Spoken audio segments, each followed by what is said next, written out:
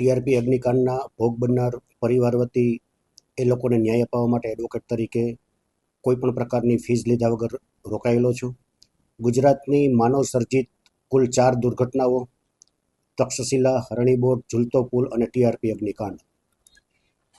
સૌથી અમારી પહેલો પ્રયત્ન એવો હતો કે ટીઆરપી અગ્નિકાંડ છે એ સૌથી પહેલાં કેસની ટ્રાયલ ઓપન થાય અને ભોગ બનનાર પરિવારને ઝડપથી ન્યાય મળે અને વહેલી તકે એ ટ્રાયલ પૂરી થાય.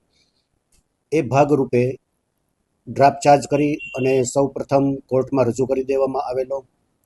ત્યાર પછી કોર્ટ દ્વારા આરોપીઓ સામે તહોમત ફરમાવવામાં આવેલ. કુલ 15 આરોપીઓ સામે ફરમાવેલ તહોમત છે એ આરોપીઓ દ્વારા ચેલેન્જ કરવામાં આવેલ. એ ઉપરાંત કેસની ટ્રાયલ ડે ટુ ડે ચાલે એના માટેના પ્રયત્નના ભાગરૂપે એક એપ્લિકેશન આપવામાં આવેલી, એનો પણ આરોપી દ્વારા વિરોધ કરવામાં આવેલો. આરોપીઓને કોઈ જગ્યાએ સફળતા મળેલ નહીં. ત્યારબાદ કેસની ટ્રાયલ છે એ ઓપન થઈ. આ ટ્રાયલ ચલાવવામાં સ્પેશિયલ પીપી તરીકે Tushar Gokani, additional special PP તરીકે નિતેશ કથિરિયા અને ભોગ બનનાર પરિવાર વતી હું રોકાયેલો. આ કેસમાં કુલ પોસ્ટમોર્ટમ કરનાર 6 ડૉક્ટરો છે. એમાંથી 5 ડૉક્ટરોની જુબાની છે એ નામદાર અદાલતમાં નોંધાઈ ગયેલ છે. એક ડૉક્ટરની જુબાની જે બાકી છે એની આગામી તારીખ 12/6/2026ના રોજ નોંધાવાની છે.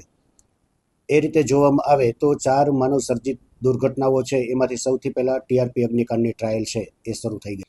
આ 2 વર્ષ દરમિયાન પહેલાં ડે ટુ ડે કેસ ચલાવવા માટેની એપ્લિકેશન આપવામાં આવેલી, એમાં આરોપીઓએ અવરોધ ઊભો કરેલો, એમાં સહકાર ન આપેલો. ત્યાર પછી 15 આરોપીઓ સામે તહોમત ફરમાવવામાં આવેલું. એ તહોમત આરોપીઓએ સ્વીકારવાની જગ્યાએ એને પણ ચેલેન્જ કરવામાં આવેલું અને ટ્રાયલ છે એ ઓપન ન થાય, ચાલે નહીં અને ડિલે થાય એવા આરોપીઓ દ્વારા અવરોધો કરી અને પ્રયત્નો કરવામાં આવેલ, જેમાં સફળતા મળેલ નહીં અને ટ્રાયલ છે એ ઓપન થઈ ગયેલ છે. હજુ ટ્રાયલ છે એ શરૂ થયેલી છે. હજુ આરોપી તરફથી ઘણા બધા કાનૂની મુદ્દાઓ ઉપસ્થિત કરવામાં આવશે ટ્રાયલ ડિલે કરવા માટે.